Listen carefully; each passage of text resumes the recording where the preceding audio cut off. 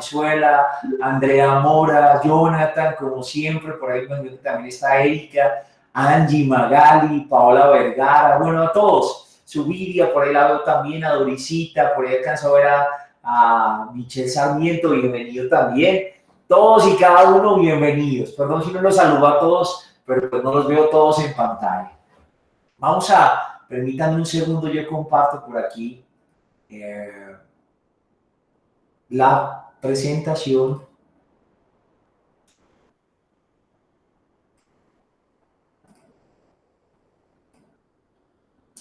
Y bueno, muy bien, este es nuestro encuentro número 12. Espero hayan leído ese texto que dejamos hace 15 días, que está en el capítulo 8 del libro de Deuteronomio. Si no lo leyeron, tranquilos, pero ojalá sí, ojalá la mayoría haya podido leerlo, ya que tuvimos estas 2 semanas para poder hacerlo. Si no, tranquilos, ya veremos cómo solucionamos un poco. Y vamos a iniciar nuestro encuentro de hoy poniéndonos en las manos de Dios. Yo quiero invitarte para que nos pongamos en la presencia de Dios, en el nombre del Padre, del Hijo, del Espíritu Santo. Amén. Vamos a entregarle en este momento al Señor nuestro trabajo, nuestro cansancio, las preocupaciones, aquello que tenemos en la mente, en el corazón, la manera como llegamos hoy a este encuentro. Solo Dios conoce lo que cada uno está viviendo, sus afanes, sus angustias. Pongamos todo eso en manos de Dios.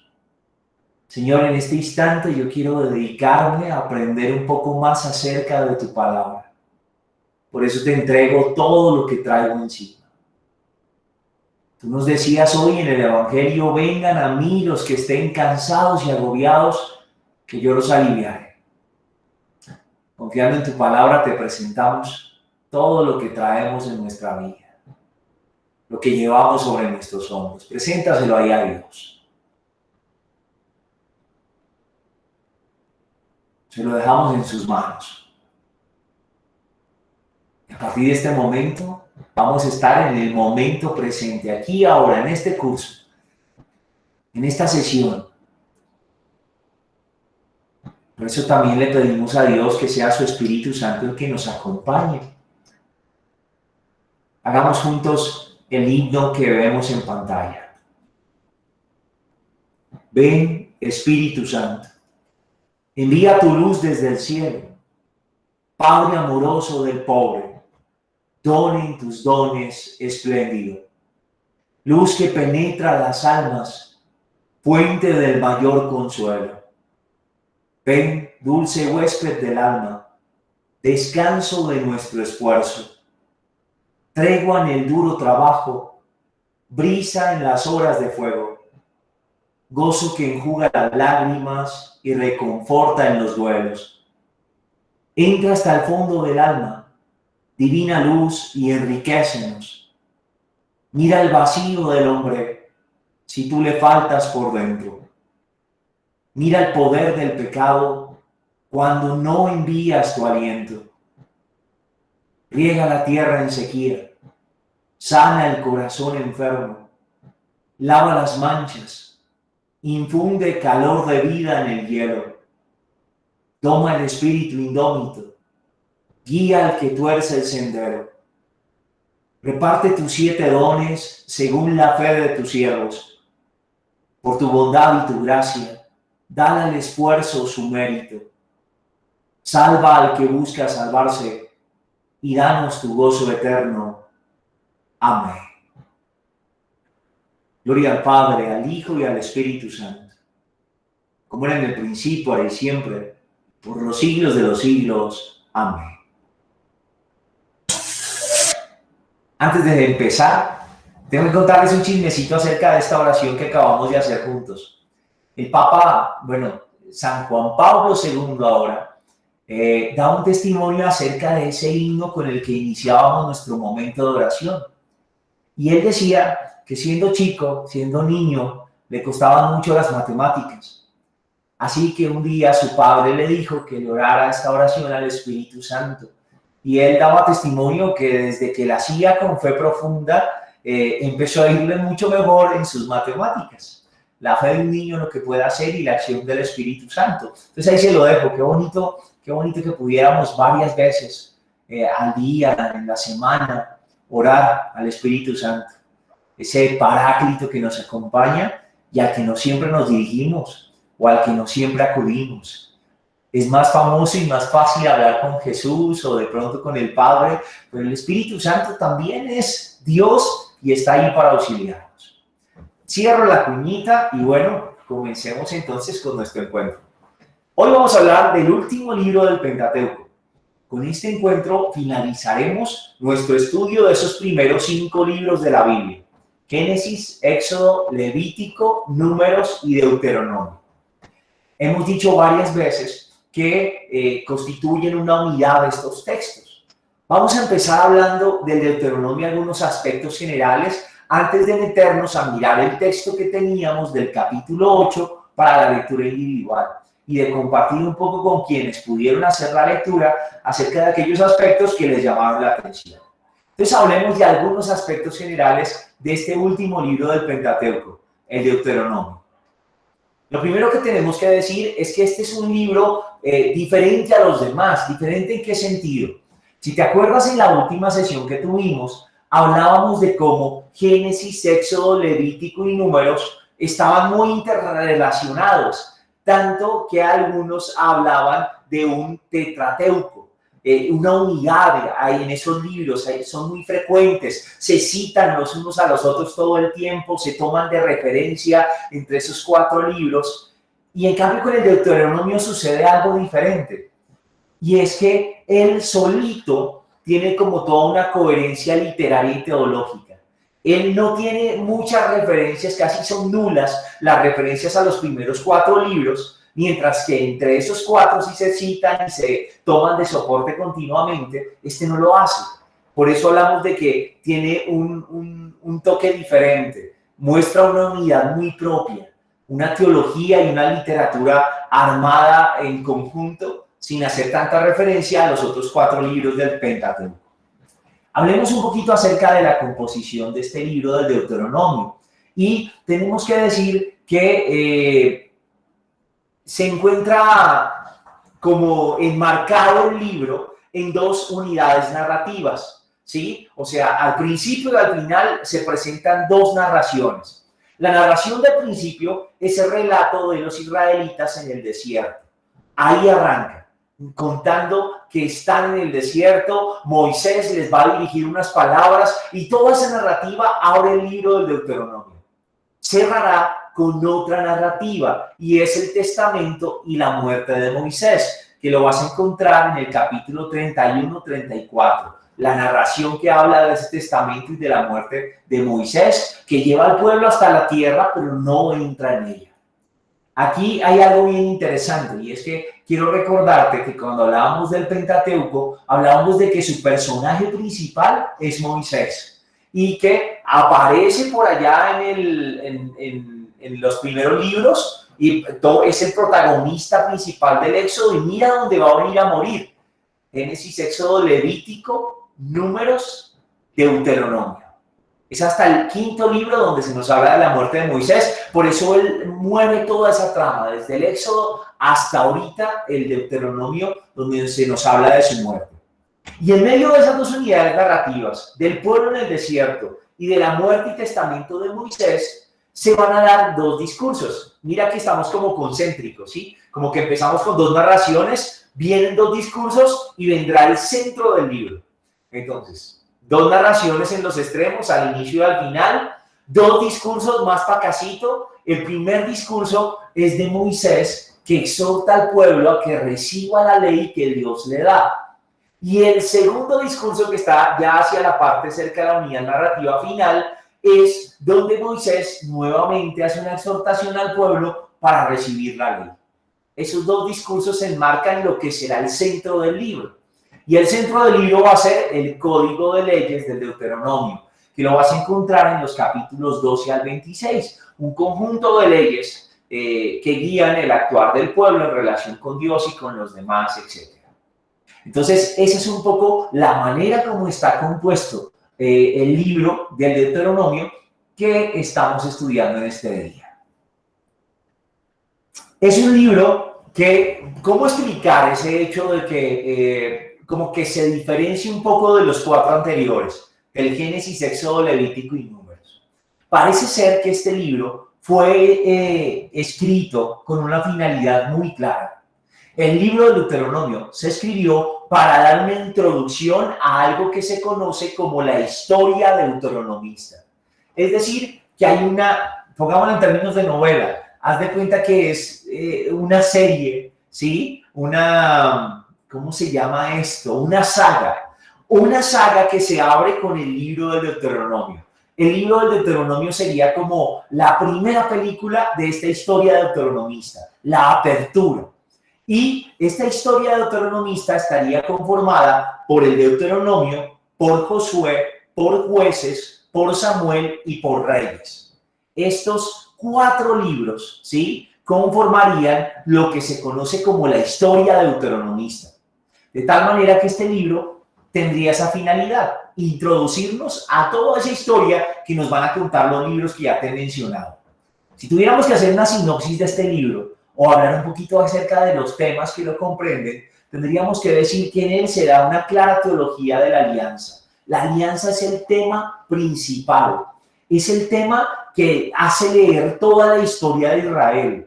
A la luz de si se cumple o no se cumple esa alianza, se van a explicar todos los acontecimientos que vive el pueblo, ya sean buenos o no tan buenos. Y el principio de esa alianza va a estar en los discursos de Moisés y en las leyes que a través de Moisés se le dan al pueblo, ¿sí? El libro de Deuteronomio nos va a contar la historia de Israel desde Josué hasta el exilio, más o menos la historia deuteronomista nos va a contar eso. Desde Josué, acuérdate que muere Moisés, Josué toma la bandera del pueblo y todo lo que sucede ahí para allá hasta el exilio va a ser narrado por esta historia deuteronomista. La dinámica, y de esto me lo vas a escuchar hablar mucho hoy, es clarísima en el libro. En esta historia deuteronomista se habla de dos cosas. Si el pueblo es fiel, entonces Dios lo bendice. ¿Fiel a qué? Fiel a la alianza que ha establecido Dios con su pueblo. Si guarda la alianza, y acuérdate que decíamos en clases anteriores que la manera de guardar la alianza y de ser fieles era ser fiel a la ley que Dios les había dado.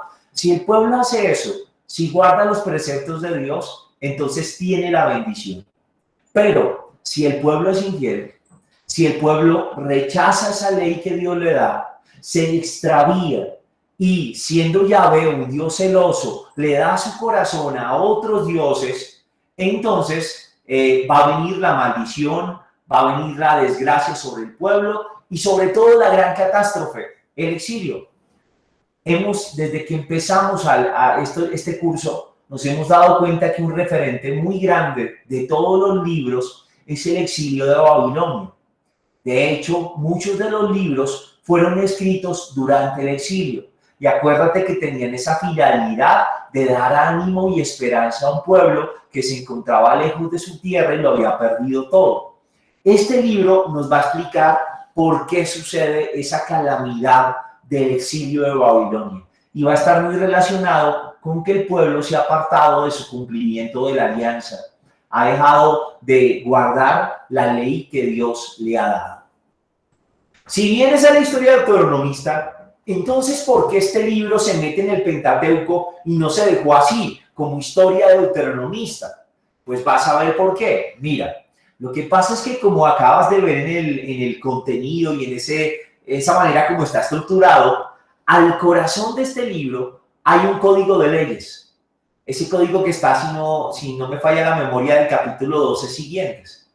Y mira que como tenía un código de leyes, entonces para los que organizaban la Biblia, quedó muy fácil decir, bueno, pues estos son textos legislativos. Y son textos legislativos que se dan al pueblo en cabeza de Moisés, bajo la autoridad de Moisés. Pues como en los otros libros, también hay leyes que se dan basadas en la autoridad de Moisés, pues fácil, esto hace parte de eso. Y es por eso que se une al Pentateuco junto con Éxodo, Levítico y Números, que también tienen aspectos legislativos atribuidos a la autoridad de Moisés. Acuérdate que el nombre de Deuteronomio viene del griego, deuteronomos. La palabra nomos significa ley y deutero significa segundo. Entonces es una segunda ley. ¿Y qué quiere decir esto? Mira, el pueblo trae una ley en su vida nómada. Andado errante por el desierto. Por fin va a llegar a la tierra prometida. Y cuando llega a la tierra prometida, este pueblo ya no va a ser más nómada, sino que pasa a ser sedentario. Entonces, esta nueva ley se adaptaría a ese nuevo estilo de vida que tiene el pueblo ahora, que tiene una tierra, que la promesa se hace realidad. Por eso, esta ley es dada por Moisés justo antes de entrar a la tierra prometida. Es el final de ese éxodo que inició por allá con la liberación de Egipto, que puso al pueblo en camino y por fin ha llegado al lugar de la promesa. Entonces, de allí la razón por la cual se mete dentro del Pentateuco al momento de organizar los libros. Hablemos un poco del origen de este libro, del Deuteronomio. ¿Dónde se origina? Tenemos que decir que este libro se ubica más o menos en el 622 a.C. Y aquí tengo que contarte algo. Mira, yo te decía en otras clases que el pueblo judío estuvo siempre en una posición que no era nada favorable en relación con que alrededor suyo, tanto a la parte superior como a la parte inferior, habían imperios muy fuertes. Fueron los lugares donde florecieron imperios como el egipcio, imperios como el asirio, imperios como el de Babilonia, como los persas, etc. Y cuando estos imperios atacaban o buscaban conquistar o dominar la zona, casi siempre pasaban por la tierra judía. Al pasar por allí, pues eran afectados, eran conquistados, eran sacados de su tierra, etc. Hubo un rey llamado Josías y en ese momento el rey Josías, que reina más o menos hacia el año 640-609 antes de Cristo, va a hacer una reforma. ¿Y en qué consistirá esa reforma? Si tú miras el capítulo 22 del segundo libro de los Reyes, puedes encontrar los textos que respaldan lo que te estoy diciendo. Va a pasar algo allí, y es que hay un imperio dominante, ¿sí? Pero ese imperio empieza a decaer y a perder fuerza. Aprovechando que empieza a perder fuerza ese imperio dominante, entonces el rey Josías va a llevar a cabo una reforma y a buscar la unidad de nuevo del reino de Israel, ¿sí? Para ello, al regresar al templo, que está en ruinas, van a encontrar allí un libro de la ley, en medio de las ruinas. Eso va a ser un motivo de alegría para el pueblo. Y ese libro que encuentran va a ser vital para esta reforma de la que te estoy hablando. En la reforma del rey Josías se suprimen todos los santuarios locales. Lo que quiere el rey es la unidad y que el pueblo vuelva a la pureza de la fe. Mientras hay muchos santuarios, muchos de esos santuarios locales que hay en cada región dentro del territorio judío se han paganizado demasiado. Entonces el rey dice, nada, se cierran todos los santuarios y solo va a haber un lugar para adorar al único Dios de Israel. Y ese lugar es el templo, situado en Jerusalén. Esto va a ser bien importante porque la religión, la fe, el tener un único lugar de culto va a ser un elemento de cohesión para el pueblo. Acuérdate que había una división allí, el reino del norte y el reino del sur. Por algunas rencillas, etcétera, entre el pueblo se había dado esa división. Lo que pretende el rey Josías es que el pueblo vuelva a unirse. Y es entonces cuando, a la luz de ese libro que han encontrado en el templo, de ese libro de la ley, pues se va a presentar la ley del Deuteronomio, que está en ese código y de la cual se habla también en 2 Reyes, capítulo 23. El imperio que dominaba hasta entonces era el imperio asirio. Al verse, el imperio asirio había tomado al reino del norte y lo había puesto bajo su control. Así Josías va a recuperar el reino del norte, va a buscar la unidad, dejando un solo templo para adorar a Dios y unificando a todo el pueblo en torno a Dios y a su templo, centralizando el reino y el culto. Es un poco para hablar acerca de los orígenes. Ya sabes que si surge alguna pregunta, alguna inquietud, no dudes en ponerla en los mensajes para que no se nos vaya, ¿vale? Para que quede un poquito a la mano. De hecho, por aquí estoy viendo que Paola Vergara preguntó cómo es el nombre de esta oración al Espíritu Santo. Se llama el Veni Creator. Veni Creator. Es un himno al Espíritu Santo, así lo puedes encontrar. Y bueno, luego si quieres te la envío también. O se llama Ven Espíritu Divino, ahí nos decía María. Entonces, si tienen alguna duda, escríbanla por ahí. Sigamos entonces con el Deuteronomio. Este libro va a explicar por qué se da el exilio. Mira, yo ya te lo he dicho en otras clases, pero tú tienes que ponerte a pensar como un pueblo que surge por la intervención poderosa de Dios, que toma a alguien como Abraham, que no tiene hijos, y le hace una promesa de que de su descendencia saldrá una nación enorme. Y como todas las pruebas que vimos cuando vimos el libro del Génesis y los patriarcas, y el pueblo es consciente de su historia, un pueblo que ha sido liberado, y aún así duró muchísimo tiempo para recibir la tierra prometida. Por fin la recibe y está feliz porque ha llegado la promesa, se ha hecho realidad.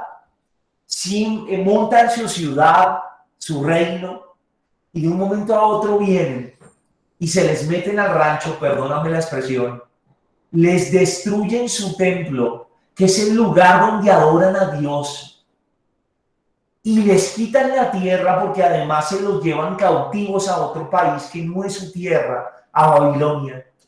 Yo no sé si logras imaginarte el dolor de ese pueblo, con cuánto sufrimiento debían estar, cuántas preguntas debían tener en su cabeza. ¿Por qué Dios permite esto? ¿Por qué? ¿Por qué? ¿Será que es que acaso estos de Babilonia, sus dioses son más fuertes que el nuestro? Porque acuérdate que yo te decía a ti que en esa cultura, en esa idiosincrasia, en esa espiritualidad de Mesopotamia, cuando un pueblo luchaba contra otro, los dioses de cada pueblo estaban enfrentados y la victoria era dada al pueblo que adoraba al Dios más fuerte. Entonces el pueblo de Israel está preguntándose, caramba, entonces Yahvé, ¿qué pasó? O sea que estos dioses son los verdaderos. Tienen desconcierto, tienen dolor porque han perdido la tierra. Y entonces el libro del Deuteronomio va a explicar al pueblo cuáles fueron las razones de que eso pasara. ¿Cuáles fueron las razones de que esa catástrofe que es el exilio sucediera? Lo va a hacer de dos maneras. Primero, tendríamos que decir, bueno, ahí me quedó la diapositiva mal, pero hay unos textos que tienen un carácter muy optimista y otros que tienen un carácter más pesimista. Los textos que tienen un carácter optimista van a decir, caramba, asuman esta reforma de Josías, abracen nuevamente la ley y entonces Dios los bendecirá y todo será restaurado. Es esa visión positiva de que todo se puede enmendar, de que si abrazamos la ley del Señor, si volvemos a sus caminos, entonces seremos bendecidos. Puedes encontrar textos de ese aire optimista en Deuteronomio capítulo 30, versículos 11 al 14. Ahí puedes ver esa invitación y ese optimismo que irradian los textos del Deuteronomio. Pero también hay unos textos más negativos que van a hablar de cómo el exilio es un castigo por la infidelidad del pueblo. Porque ustedes no cumplieron las leyes de Dios. Entonces, por eso es que ahora estamos aquí exiliados en Babilonia. Textos de este carácter los pueden mirar también en Deuteronomio capítulo 28, versículo 47 al 52. Por si quieres mirar ahí en tu Biblia, si la tienes ahí cerca, te puedes dar cuenta de esos dos contrastes que vamos a encontrar en este libro. Y ahora sí, hecho ese preámbulo, que espero que haya aclarado un poquito acerca del origen del libro, que nos haya provocado un poco en torno a cómo está conformado, los temas que trata, etcétera. Vamos a hablar del capítulo que teníamos de tarea. Deuteronomio capítulo 8. Yo sé que quizás no todos lo leyeron, por ahí vi algunas caritas que no había visto hace 8 días, Por eso les voy a invitar a que si tienen su Biblia en casa, su Biblia, puedan buscar ese capítulo 8. Ubiquémonos ahí, en Deuteronomio capítulo 8. Y vamos a leerlo juntos. Si ya tienes tu Biblia, si ya encontraste ahí Deuteronomio capítulo 8, leámoslo juntos. Puede ser que las traducciones cambien, no te angusties. Ya sabes que hay varias versiones, que hay varias traducciones y que pueden cambiar las palabras, pero en esencia es el mismo mensaje. Así que si ya lo tienes, vas a echar una leída. Yo voy a leerlo por si alguno no tiene la Biblia y para hacer consonancia. Poned en práctica todos los mandamientos que yo os prescribo hoy, para que viváis, os multipliquéis y lleguéis a tomar posesión de la tierra que Yahvé prometió bajo juramento a vuestros padres. Yo quiero hacer un comentario chiquito. Mira, date cuenta cómo el cumplimiento de la promesa y la bendición está ligado a que el pueblo ponga en práctica los mandamientos que se le dan. ¿Te das cuenta de lo que hemos venido hablando? Si el pueblo cumple los mandamientos, entonces la bendición llega. Ahí está clarísimo. Sigamos.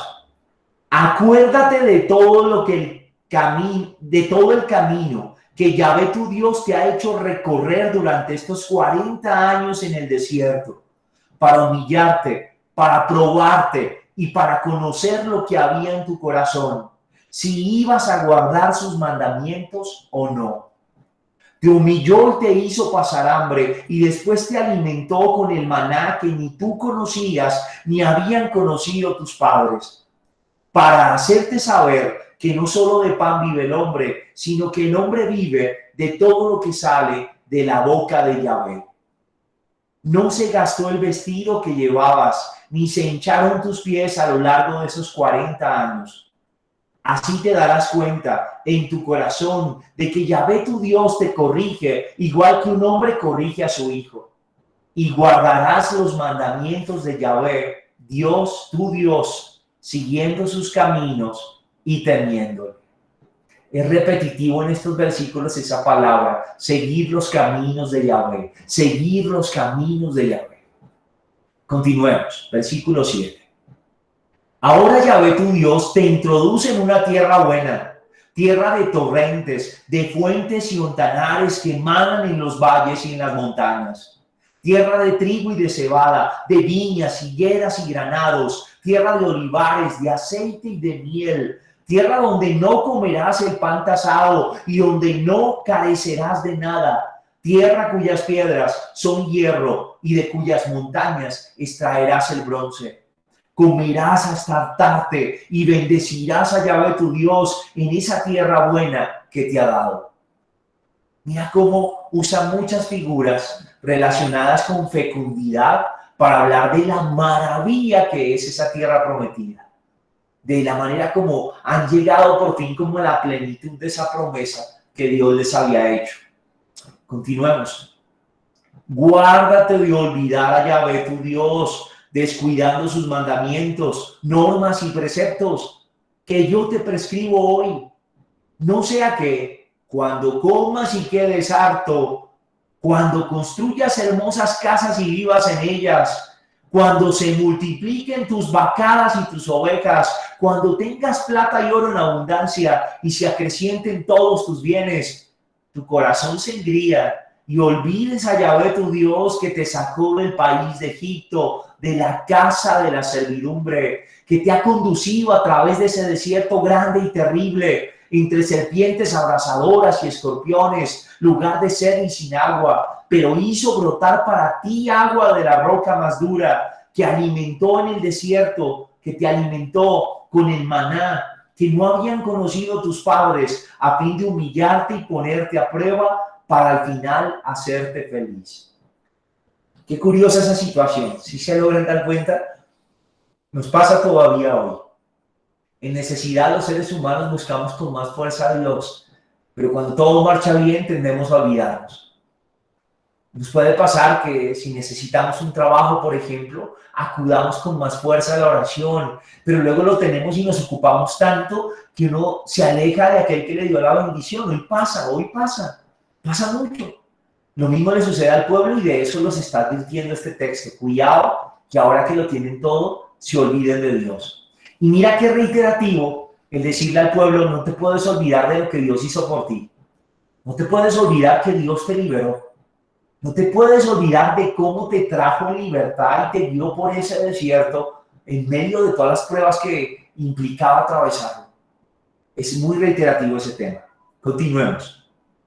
No digas en tu corazón, con mi propia fuerza y el poder de mi mano me he creado esta riqueza, sino acuérdate de Yahvé tu Dios, que es el que te da la fuerza para crear la riqueza, cumpliendo así la alianza que bajo juramento prometió a tus padres, como lo hace hoy. Y aquí está resaltando la fidelidad de Dios. Mira, Dios les prometió y Dios está cumpliendo. El Dios de la alianza cumple su palabra. Ahora nos toca a nosotros, les toca a ustedes, les dice.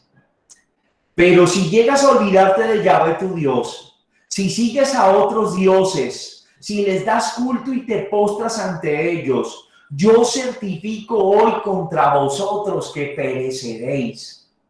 Lo mismo que las naciones que Yahvé va destruyendo a vuestra llegada, así pereceréis también vosotros por haber desoído la voz de Yahvé, vuestro Dios.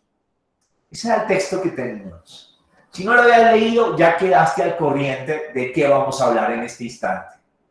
Y si ya lo trabajaste, si hiciste la tarea juiciosa o juiciosa en casa, quisiera dar la palabra a 2 o 3 que nos cuenten qué encontraron en el texto, qué les llamó la atención, qué les dijo, lo que deseen compartirnos brevemente. Si alguien quiere animarse, escribe por el chat, yo, ¿sí? Listo, Jonathan Gil. Escuchamos a Jonathan. Si alguien más se anima, escriba yo. Jonathan. Vale, padre, muchas gracias. A mí me dejó realmente muchas enseñanzas, dado que pues yo no era tan cercano a Dios desde hace un buen rato, entonces cuando lo conocí a su merced, que fue cuando estaba en Lourdes, eh, ahí me empecé a acercar mucho a Dios y en este momento estoy gozando de todas las promesas que Él me hizo. Entre una de esas, pues mi hijo y por más que nos den abundancia con mi esposa, tratamos todos los días de orar, de hacer el rosario, de entregarnos a Dios, porque pues Él nos ha entregado y nos ha dado todas estas promesas y nos sigue cumpliendo y llenando de bendiciones. Y entre más personas podamos apoyar y ayudarlas con las bendiciones que Dios nos da, nos sentimos muy a gustos. Entonces realmente lo pongo sobre eso. Esta lectura me pareció muy lindo pues cuando lo estaba haciendo, porque me hizo recordar ese momento en el que yo estaba atravesando este desierto y en el cual estábamos pasando por la prueba y ver ahorita todas estas bendiciones era el texto del momento realmente. Bueno, Jonathan, muchas gracias. Yo quiero agradecer mucho que nos comparta un poquito eso de su vida. Gracias. Y me alegra mucho algo, y es ver cómo su merced nos enseña algo hoy en su intervención, o a mí me lo enseña. Y es la manera como esta historia de este pueblo también es mi historia. Y esta acción de Dios en este pueblo también puede iluminar el cómo yo leo la acción de Dios en mi vida. Bendito sea Dios por esas bendiciones que ahora están viviendo y porque ahora está mucho más cerca de Dios, Jonathan. De verdad, muchas gracias por ese compartir. Vamos ahora a darle la palabra a Nancy Velázquez, por aquí la vi. Gracias, padres. Buenas noches para todos. Bueno, pues la verdad, esta palabra me llega hoy como anillo al dedo porque creo que en medio de la tribulación siempre está la mano de Dios. Lo digo porque, pues, haciendo un ejercicio de recordar mi graduación, por ejemplo, era algo que yo veía muy difícil porque cuando no era el tema de salud, era el tema económico, cuando no era el tema económico, era la dificultad en general. Entonces, pues creo que el Señor hoy me dice que todo eso, de esa palabra se cumple en mí. Se cumple en mi vida, se cumple en mi familia, y hoy veo los frutos. Entonces, pues también es como en esa alegría que siento en ese momento, no dejarlo a un lado, sino al contrario, aferrarme más porque pues él fue el que estuvo todo momento levantándome, y pues no solo a mí, sino pues también, por ejemplo, a mi familia. Y pues quería también compartirlo porque a veces, digamos que en muchas cosas se es incrédulo, pero pues cuando se vive es que Dios también como que impulsa a comunicarlo con los demás, Padre. Muchas gracias Nancy. Y lo que estás diciendo es cierto, o sea, mira que no podemos callar la acción de Dios en nosotros. Y qué bonito que tú, como lo hizo Jonathan también, ambos pueden decir, mira, yo tuve unas luchas muy fuertes, tuve mi propio desierto y hoy para gloria de Dios vencí todas estas dificultades y quiero contarlo y testimoniarlo. Qué bonito eso. Además porque Nancy y Jonathan, cuando uno comparte lo que Dios le está diciendo a uno, muchas veces Dios usa tus palabras para hablarle a otro que está en una situación similar y esa es una manera también de exhortar. Entonces, muchas gracias Nancy también por ese bonito testimonio y qué bendición que cruzaste tu desierto y llegaste a tu tierra prometida y tuviste esa bendición. Muchas gracias Nancy. Creo que alcanzamos otro. A ver, Zulay Caneo, que fue la tercera en decir yo. Padre, muy buenas noches. Buenas noches para todos. En el capítulo 8, Dios me habló de las tribulaciones que he pasado en mi vida y de los momentos que me olvidaba de Él. En mi juventud no me acordé de Él mucho, pero ya después de un tiempo, Dios me probó con una enfermedad que es una artritis reumatoidea que puso en mi vida, pero para la gracia de Dios y para mi conversión, ha sido lo máximo que Dios pudo haber puesto esta enfermedad en mí y me la regaló para tener ese cambio en mi vida. Y leyendo este libro el capítulo 8 me hizo, o sea, me hizo reflexionar y me hacía como acordar a ese momento en el que antes de estar enferma no lo busqué, la realidad era esa, no lo buscaba, pero debido a mi enfermedad lo busqué y también me daba cuenta de que Él se vale de mucho para que en mi caso lo volviera a buscar y hablara de Él y en este momento poder decir que es el Padre más amoroso que tengo, el que me da la fuerza a diario para salir adelante. Y aparte de eso me dice que no me olvide de los mandamientos y seguir y guardar sus mandamientos. En otra parte del capítulo que leía, dice que no me debo olvidar de Él y seguir, o sea, si Él me pone las tribulaciones que me ponga, con la fuerza, con mis propias fuerzas no puedo hacer nada, pero Él siempre me da esa fuerza para salir adelante. Entonces, nada, creo que es como el recordarme que sencillamente si estoy con Él, todo fluye y todo me va súper bien. Zulay, muchas gracias también por tu testimonio y por esa sonrisa tan bonita. Ciertamente no debió ser fácil al principio esto de la enfermedad. Tú eres una mujer muy joven y recibir esa noticia, sé que es muy doloroso también para las articulaciones y demás. Y a pesar de eso, ver esta lectura de fe que haces, esa sonrisa que tienes tan bonita, esa certeza con la que dices, si Dios está conmigo, esa es la fortaleza que necesito para salir adelante. Muchas gracias por ese testimonio tan hermoso y por compartirlo, Zulayita. Dios te bendiga. Y bueno, uno más, a ver, la cuarta en responder yo fue Marian Infante. Marian, te damos la palabra. Gracias, Padre. Buenas noches para todos. Para mí, realmente leerlo fue muy especial porque en este preciso instante estoy pasando por ese mismo desierto, ¿no? Por cosas muy difíciles y es como decían hace un momento, es estar segura de la presencia de Él a pesar de todo. Es saber que Dios está con nosotros y que nos está acompañando a pesar de esos momentos difíciles, a pesar de esas circunstancias en las que muchos dejarían de creer.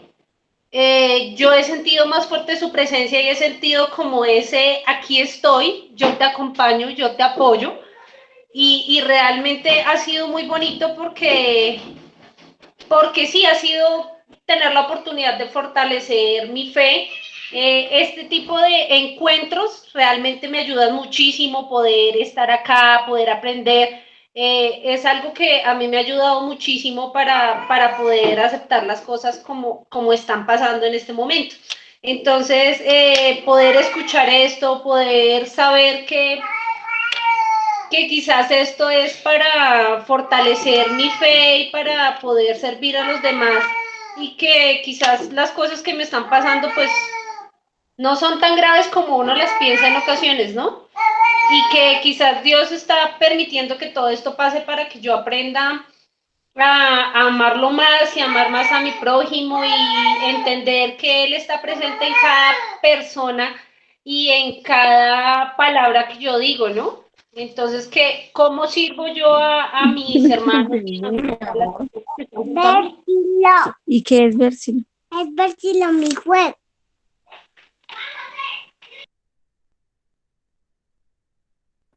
Gracias, Marian también por tu compartir y por recordarnos eso, que todo sucede para bien de los que aman a Dios, que incluso los momentos difíciles de la vida, si amamos a Dios y estamos a su lado, algo bueno tendrán que traer, algo bueno tendrán.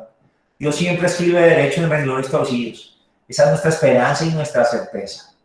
Voy a dejar unos 6 pendienticos, por ahí seguiría Subiria, seguiría María Elena, Angie y Lady, y vamos a ver si nos da tiempito, les abro otra vez micrófonos para que podamos también escucharlas y nos compartan un poco su ejercicio de lectura y lo que Dios ha dicho en la oración.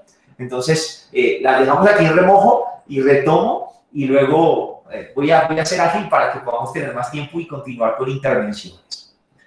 Entonces, volvamos a nuestra diapositiva. Gracias a quienes alcanzaron a compartirnos un poquito acerca de lo que Dios dice al corazón con estas palabras de este capítulo 8. Ahora vamos a hablar, yo quisiera, ya ustedes hicieron una lectura, los que por primera vez la escucharon porque no lo habían podido hacer, bueno, ya están empapados del contexto y de qué es lo que se nos habla en ese capítulo 8. Los que ya la hicieron, pues ya tienen eso mucho más profundizado, interiorizado en el corazón. Así que vamos a hablar de algunas cosas que podemos observar en el texto y que nos pueden ayudar a ganar un poco más de profundidad en esa manera como lo contemplamos, como nos acercamos a ese testimonio de la Escritura. Lo primero que tengo que decirles es que este es un texto que se encuentra organizado en forma concéntrica, ¿sí? Podríamos decirlo así, en forma concéntrica.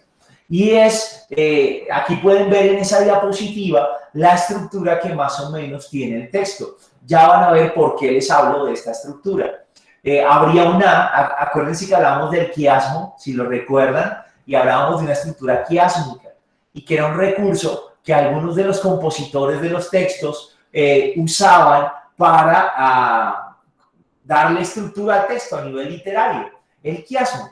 Y que en el quiasmo había una parte A que correspondía con una parte A', una parte B que tenía un paralelo en B', una parte C que tenía un paralelo en C' y un núcleo central de la composición. En este caso, el A' estará dado por el versículo 1. Si quieres ir siguiéndolo en tu Biblia y puedes ver, el versículo 1 sería el A. El A', en cambio, estaría en la parte final y serían los versículos 19 y 20. El B serían los versículos 2 al 6 y la parte B' estaría en los versículos 14b al 16. El C, la parte C serían los versículos 7 al 10 y su paralelo C' estaría en 12 a 14a, versículos 12 a 14a, y el centro de esta estructura del texto vendría a ser el versículo 11. Vamos a ver ahora esto. Aquí puede sonar un poco ambiguo porque solo estás viendo un triángulo con versículos, pero ahora te lo voy a explicar de mejor manera en la siguiente diapositiva. Aquí está un poco el tema de cada uno para que te des cuenta. Empecemos por A. Primero tengo que decirte que el texto inicia interpelando al pueblo usando el plural, vosotros. Durante todo el capítulo 8 no se usa este plural, sino que se usa ahí en la apertura y ya luego se usa el singular. Y se vuelve a usar el plural más adelante en un par de ocasiones. Pero abre interpelando al pueblo, usando el vosotros, el plural para todos.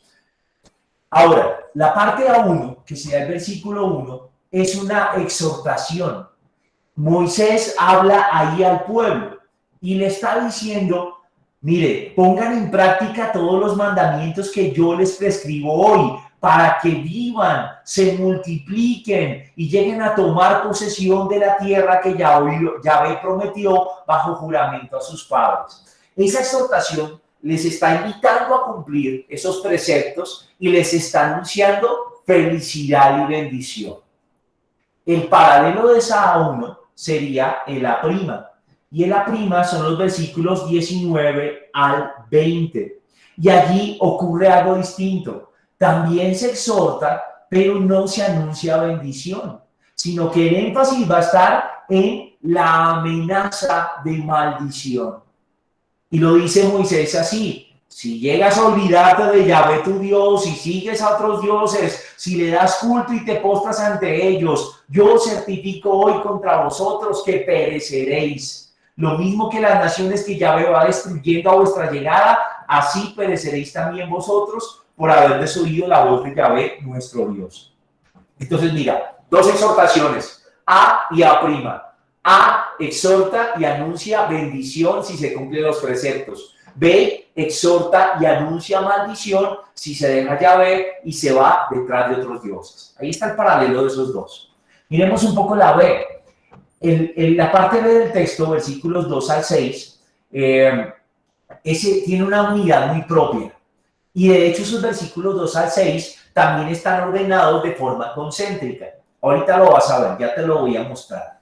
El paralelo de esos versículos estará en 14b y 16a, que es B'.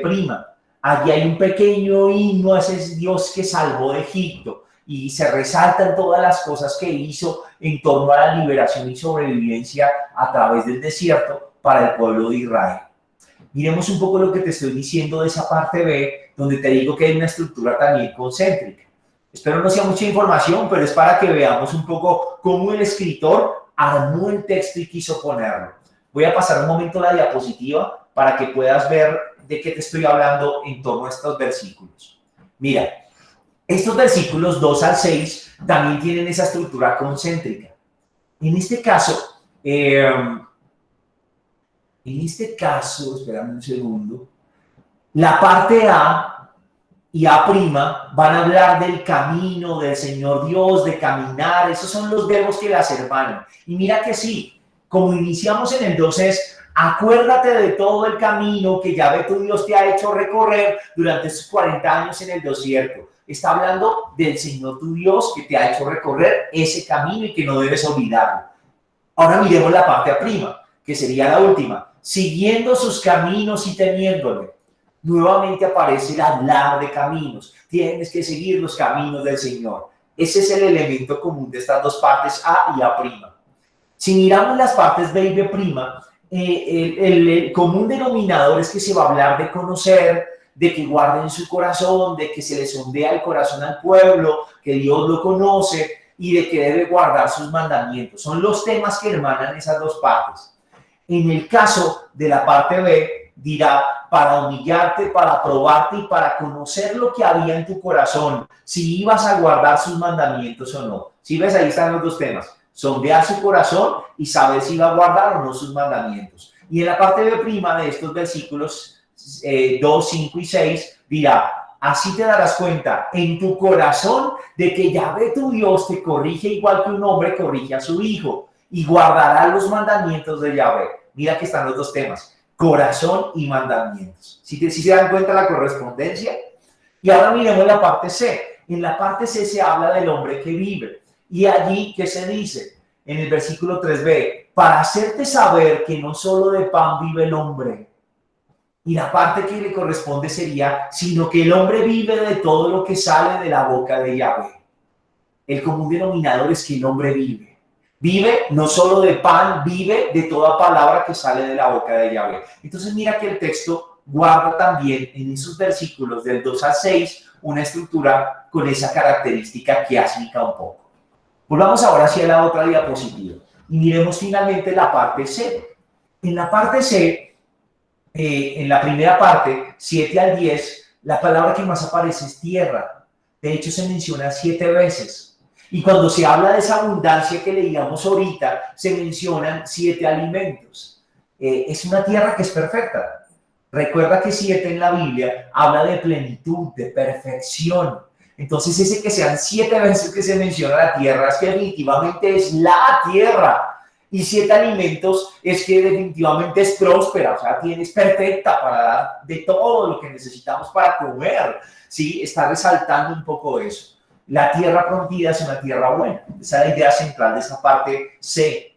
Y la parte C' es una advertencia contra la trampa de las riquezas. O sea, esas mismas riquezas que hacen que la tierra sea buena, tienes que tener cuidado, porque esas mismas riquezas te pueden llevar a acomodarte y a olvidarte del Señor tu Dios. Ahí está el paralelo de C y C'.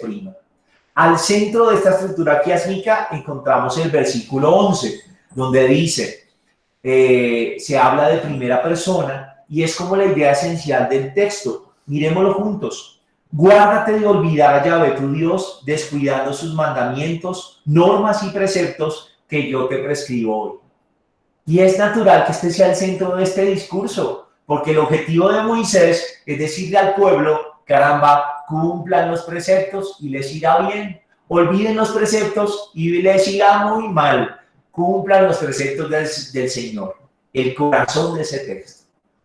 Espero este recorrer no nos enrede, sino que nos ayude a comprobar dónde es que el autor quería poner la fuerza de este texto y cómo se corresponden los temas en la composición que él mismo hace. Espérame que me estoy yendo para atrás. Ahora sí. Otras cosas que podemos decir acerca de este texto del capítulo 8. Primero, hace parte del segundo discurso de Moisés, que se ubica en los capítulos 4 al 11. Un segundo discurso de Moisés, que sirve a la vez de introducción para ese código deuteronómico que está en los versículos 12 al 26. Ese conjunto de leyes que deben guiar al pueblo ahora que entra a la tierra prometida. Este discurso del Deuteronomio 8 es como el preámbulo de esa entrada como tal. ¿Cuál es la intención? Caramba, exhortar, convencer, animar al pueblo, persuadirlo de que debe ser fiel a la alianza cumpliendo los mandamientos que Dios le da. Se ubica después del decálogo, ese segundo discurso de Moisés. Acuérdate que vimos que el decálogo, un segundo decálogo, una segunda versión de ese decálogo, la encontramos aquí en el libro del Deuteronomio y está en el capítulo 5, versículos 6 al 21. Eso es básicamente como donde se inserta el contexto dentro del cual está nuestro capítulo 8. El libro del Deuteronomio tiene una gran introducción que está en el versículo 1 del capítulo 1, ahí donde Moisés se dispone a hablar al pueblo ahora que van a arrancar camino y que se disponen a tomar la tierra prometida. Lo hace justo antes de abandonar el desierto. Van a dejar la vida sedentaria nómada y van a empezar una vida sedentaria. Justo antes de ese paso es que Moisés dirige esa exhortación al pueblo. Se le insiste en que no puede olvidar la salvación que ha vivido, la manera como Dios, por eso es reiterativo, en la manera como Dios lo sacó de Egipto. Dios ha actuado en su poder, en su favor con grandes prodigios, mostrando su poder y demás. Y eso no puede ser olvidado por el pueblo. Por eso advierte una y otra vez que tengan cuidado de eso. Llegar a Canaán es el fin del éxodo que inició con la salida de Egipto. Es el final. Por fin, liberados, deambulantes por el desierto, por fin llegan a tierra firme, podríamos decirlo, a esa promesa que se cumple. La vida para ellos ahora va a ser más sencilla. Imagínate ir por el desierto, un lugar donde no hay muchos recursos, sin tener una casa fija, desarme y arme carpas, vaya por aquí para allá con todos los peligros que podían haber por los caminos, las condiciones adversas del clima. Era una vida dura. Y ahora llegar aquí, la vida les va a cambiar. A esa tierra promisoria, todo les sonríe, va a ser más sencillo. Por fin nos vamos a instaurar, vamos a poder tener nuestras casas. Ya no vamos a tener que andar de un lado para el otro. Nos vamos a sentar y vamos a prosperar allí. Una vida más sencilla es la que les espera. Y en esa vía más sencilla está la trampa. Ya lo hemos dicho varias veces en esta sesión. La trampa es la tentación de caer en la comodidad. Y en medio de esa comodidad, al estar rodeado de muchos pueblos vecinos que no eran monoteístas, que no conocían al Dios de Israel, sino que adoraban muchas otras divinidades, puede venir la tentación de que el pueblo traicione la fe en el único Dios verdadero y caiga en la idolatría. No crean que me he olvidado de la pregunta que les prometí responder al principio, pero es que como este tema lo tocamos tanto aquí, siento que esto puede dar luces de respuesta y al final solo finiquitamos algunos aspectos. Entonces ahí está la trampa, esa idolatría, ese cambiar al único Dios verdadero. Eso es un riesgo real, porque pónganse a pensar, los que poseían ese país, los que llevaban más tiempos ahí asentados, eran los pueblos vecinos. El pueblo judío es un pueblo que llega a una región en donde ya habitaban otros pueblos y ellos eran los señores de ese país. Al llegar a ese país para los judíos, eso es algo que maravilla. Sus costumbres es empezar a ver otras visiones del mundo y otras espiritualidades. Y eso puede mover el corazón de muchos. Además, hay algo y es que este era hasta el momento un pueblo nómada. Y se va a encontrar con pueblos sedentarios que ya están arraigados en el lugar. Para esos pueblos sedentarios es muy importante la fertilidad de la tierra, más en el desierto donde escasea el agua y donde no todas las zonas son fértiles. Entonces, van a haber muchos cultos que se asocian a la fertilidad de esa tierra, y entre ellos muchos cultos relacionados con conductas sexuales, ¿sí? De hecho, habían prostitutas sagradas, habían altosanos, como pequeñas montañas donde se reunían, se hacían orgías con el fin de buscar la fecundidad, porque para los hombres de Mesopotamia había la creencia de que así como la sexualidad trae fecundidad, entonces al ofrecer eso a la divinidad iba a ser fecunda también la tierra. Entonces eso va a estar ahí en el país, en la tierra, de los pueblos vecinos que van a encontrarse con el pueblo judío ahora. Y va a haber un gran reto, y es que el Dios que hemos conocido es un Dios del éxodo, es el Dios que nos liberó y que nos ha traído caminando, y nos vamos a encontrar con dioses que bendicen a los sedentarios. Eso va a ser un choque interesante, y en ese choque puede haber el riesgo de que se olviden del Dios del éxodo y vayan a buscar en los dioses de los pueblos sedentarios aledaños una espiritualidad que los lleve a traicionar su parte de la alianza. Es recurrente en este tema y en el capítulo 8 hablar de la bendición y la maldición, como lo vimos. De hecho, la exhortación que abre es de bendición y la exhortación que cierra es de maldición. Podríamos decir que hay aquí una moral de la felicidad. ¿Quieres ser feliz? Mira lo que tienes que hacer. Cumple la ley del Señor, sé fiel a la alianza y serás feliz. Es una moral de la felicidad la que se encuentra allí. La fidelidad a la alianza es fundamental y central. De esa fidelidad a la alianza va a depender la bendición. De esa fidelidad a la alianza va a depender la fecundidad. En el hijos, en que los pueblos sean numerosos, pero también en los rebaños. Es si somos fieles a Yahweh. No va a depender del culto de los artesanos que tienen los otros pueblos, no va a depender de las prostitutas sagradas y los ritos que hacen, no. Para el pueblo judío depende de que seamos fieles a Dios. Y esa misma fidelidad de la alianza va a garantizar no solo la fecundidad, sino también la seguridad, que el pueblo perdure, que permanezca en esa tierra, que tenga éxito frente a los otros pueblos, porque allí van a haber muchas pequeñas guerras también. Entonces, el éxito va a estar en si el pueblo es fiel o no a la alianza.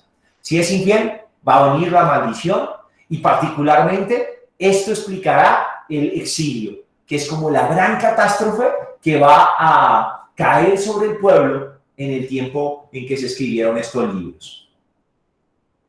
Hay algo muy interesante en ese capítulo 8.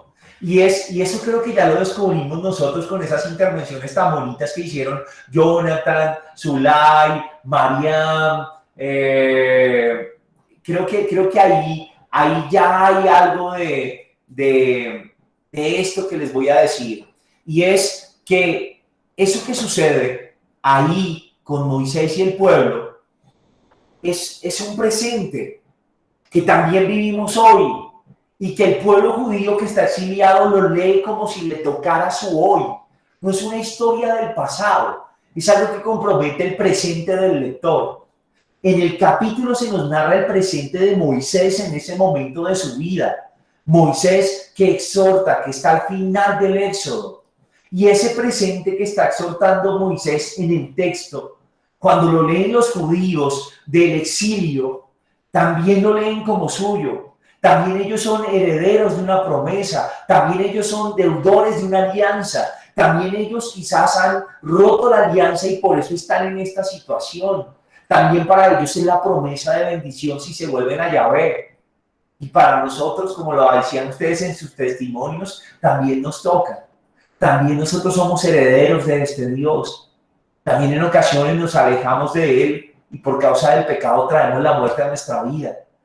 También si volvemos a Él, se nos promete esa tierra prometida que emana leche y miel. Se nos promete la paz. Se nos prometen cosas bellas y bendiciones. Es una misma historia de salvación que atraviesa todas las generaciones en ese texto que escuchamos. Hay algo muy particular y es el verbo escuchar. Ese verbo va a aparecer muchísimo. Es la súplica que le hace Moisés al pueblo: escuche Israel. Se repetirá en el Deuteronomio, en el Shema Israel: escucha Israel. Es un grito que se hace, un clamor. Y la palabra escuchar es un verbo muy frecuente en el Deuteronomio. Se repite muchísimo esa palabra hebrea que significa escuchar. Pero esta palabra hebrea escuchar, no, y ahí quiero hacerles notar algo, y es que las palabras en los idiomas tienen fuerza diferente. Para nosotros escuchar implica solo el hecho tal vez de que mi oído sirve y capta las palabras o el sonido del ambiente y lo percibe. Pero para el hebreo, el escuchar es una palabra que implica obedecer. La traducción exacta de la palabra escuchar en hebreo tiene que tener esos dos componentes: escuchar y obedecer. Aquí el que habla es Moisés. Y lo hace igual que los sabios de Israel le hablaban al pueblo, o como los padres que hablan a los hijos. Así está hablando Moisés, exhortando. Si miras el libro de los Proverbios, por ejemplo, en el capítulo 4, versículo 1, ahí vas a encontrar como un sabio, como el que escribe los Proverbios, le habla al pueblo. Y como Moisés también usa ese estilo para dirigirse al pueblo. Entonces recuerda, en hebreo, la palabra escuchar no es solo percibir sonido. La palabra escuchar implica también poner por obra lo que se escucha, hacer caso, obedecer. ¿Obedecer cuál palabra? La palabra que sale de la boca de Dios. Lo leíamos ahorita. No solo de pan vive el hombre, sino vive de toda palabra que sale de Yahvé, que viene de la boca de Yahvé. ¿Cuál palabra? La que está contenida en la ley que se le reveló a Moisés. Esa Torá que es el Pentateuco para los judíos, que instruye, que va a mostrar cuál es el camino que se tiene que seguir. Esa ley es la palabra que hay que escuchar y poner por obra, escucharla. La ley es el corazón de este libro. Y vamos a ver un elogio de la ley en el capítulo 4 de Deuteronomio. Cuando tengas tiempo, échale una pasadita, versículos 5 al 9. La manera como la ley ocupa un lugar central porque garantiza el cumplimiento de la alianza. Aquí yo quisiera resaltar algo que me parece muy importante y es el carácter de la tierra. Yo ya te lo he hecho notar en un par de ocasiones, pero tienes que ver que la tierra es parte fundamental de la identidad de este pueblo. Por mucho tiempo fue un pueblo errante que no tenía un arraigo en un lugar. Caminaba en función de una promesa que Dios le había hecho, que tendría una tierra de la que emana leche y miel. Y en función de esa promesa, Abraham se mueve a la tierra que se le mostrará. En función de esa promesa, este pueblo deambula por el desierto 40 años hasta llegar a esa tierra prometida. O sea que para esta tierra para este pueblo, es muy valiosa y significativa. De hecho, como es fruto de su fidelidad y de la alianza hecha con Dios, es muy valiosa. Es prueba de que Dios está con su favor, de que Dios cumple su promesa. Y para el pueblo judío la tierra es parte de su identidad. Quiero que eso te quede muy claro. O sea, para ellos su fe y su tierra los definen como pueblo. O sea, que se las quiten, que los exilien, es como si les arrancaran un pedazo de sí. La tierra para Israel es sumamente importante. Lo que va a suceder aquí es muy importante. Después de este discurso del capítulo 8, van a entrar en la tierra prometida. Y eso es muy importante. Desde entonces, por eso vamos a entender por qué más adelante el exilio va a ser un drama que va a romper el corazón de los israelitas. Esto en cuanto al capítulo 8. Yo quisiera hoy, no sé, les propongo, vi que varios estaban interesados un poco en comentar, entonces yo quisiera escuchar un poco a estas personitas que quieren comentarnos algo. Usualmente no siempre tenemos la posibilidad de compartir así, me parece también una riqueza bonita. Y les propongo que para nuestro próximo encuentro, ahorita hablaremos y reforzaremos un poco el tema de la idolatría, que era una pregunta que nos quedó en el tintero allí la sesión pasada. Escucharemos estas versiones y si les parece, en 8 días arrancamos con otros textos corticos del Deuteronomio. Les había prometido también una píldora bíblica para hablar acerca de las teologías que están en este Pentateuco, que son la deuteronomista, la sacerdotal y la tradicional, y hablar un poquito acerca de ellas y mirar un poquito una versión cristiana, cómo ha leído el cristianismo este libro del Pentateuco, cómo lo ha asumido en su vida, el Deuteronomio y el Pentateuco en general. Entonces yo les propongo eso para poder escucharlos, porque ya que quisieron hablar hoy, que quieren compartir, pues me parece bonito oírlos. Si surge alguna pregunta sobre lo que estamos hablando, no duden en escribirla, ¿sí? Si hay alguna inquietud, pónganla. Entonces, bueno, voy a darle la palabra a Ana Zubivia, que me ha pedido hablar también. Ana Zubivia, prende tu micrófono, tu cámara si quieres y te escuchamos. Buenas noches, Padre. Buenas noches para todos. Bueno, pues a mí esta palabra me dice pues, que debo cumplir los mandamientos que el Señor me ordena. Que muchas veces como el pueblo de Israel me sacó de la esclavitud del pecado. Muchas veces pasé por desierto, por dificultad, por enfermedad, por escasez, por muchas cosas. Y yo antes de tener ese encuentro con Dios pensaba que estaba sola y que a mí nadie me podía ayudar. Pero leyendo este texto entendí, me llegó mucho al corazón y entendí cuánto me ama Dios y que siempre ha estado en todas las dificultades, en las tristezas, en las alegrías, y que Él da promesas de bendición, sí, y el Señor las ha cumplido. Para mí, el poder estar hablando hoy, creo que es una de las promesas que el Señor me ha regalado, porque yo no hablaba, me daba mucho miedo, muy tímida, pero el Señor en su amor me ha mostrado y me ha dicho que Él está conmigo, que yo no debo temer, que en todas las situaciones Él está. Que como Él ayudó a ese pueblo de Israel, que como lo sacó de la esclavitud, del miedo, del temor, de cada situación, también ha estado conmigo. Que Él es mi papá. A mí me llena de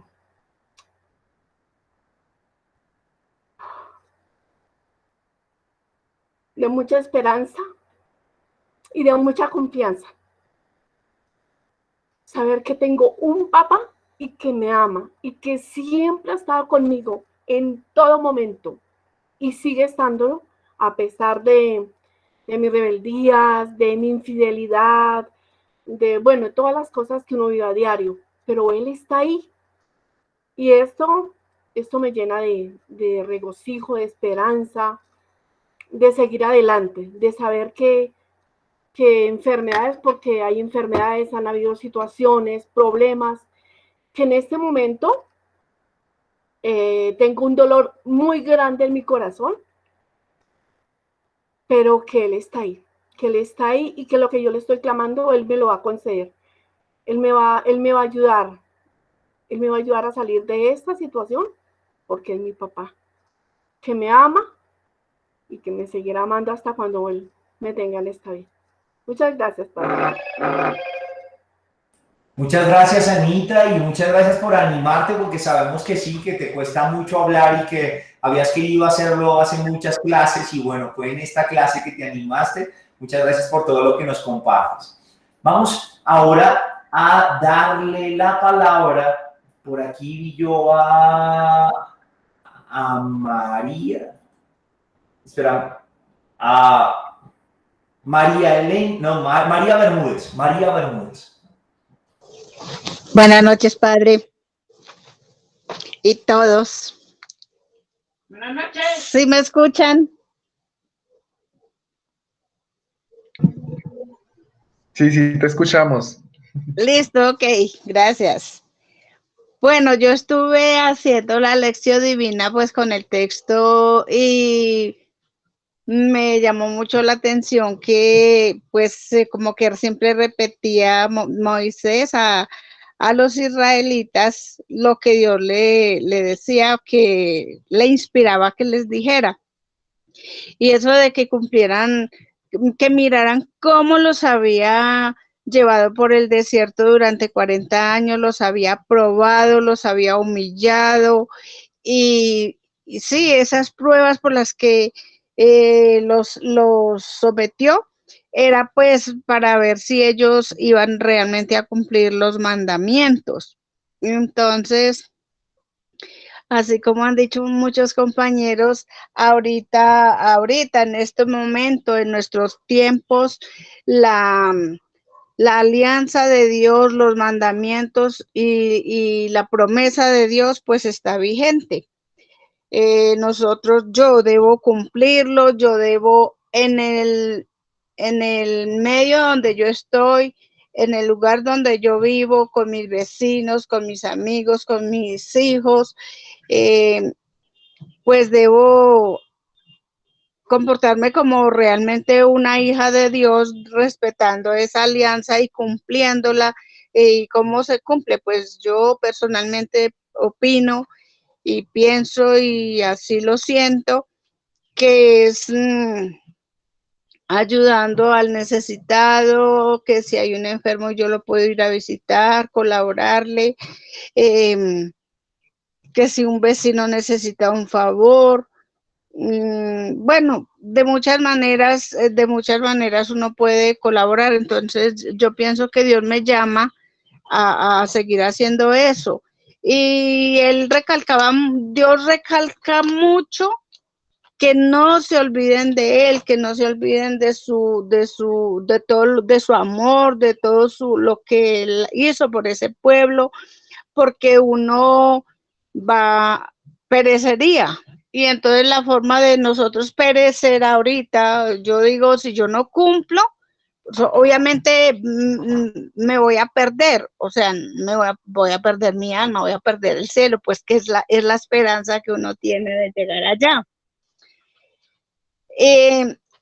Bueno, eso es lo que pienso. Y un dato muy curioso que me llamó mucho la atención, incluso se lo compartí a mis hijos, es que durante los 40 años que ellos pasaron en el desierto, no se les desgastó ni la ropa ni los pies se le hincharon. Entonces, eso para mí fue un dato curioso y me gustó muchísimo, porque Dios, durante esos años, pues hay ropa que dura mucho, pero yo creo que no tanto. Y Dios les conservó todas sus cosas, ¿no? ¿Y qué más digo yo? No, nada más. Muchas gracias. Muchas gracias, Ofilia. Muchas gracias.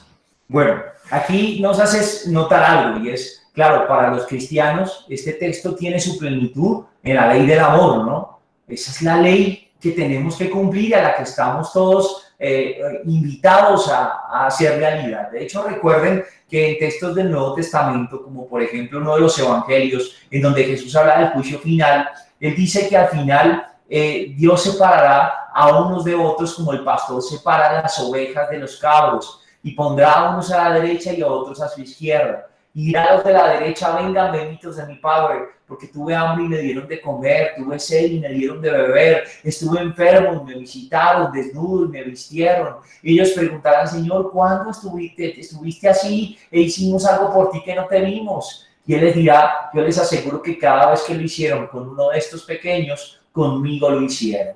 Entonces, miren lo central que es el amor, y esa es la ley que estamos obligados a cumplir todos.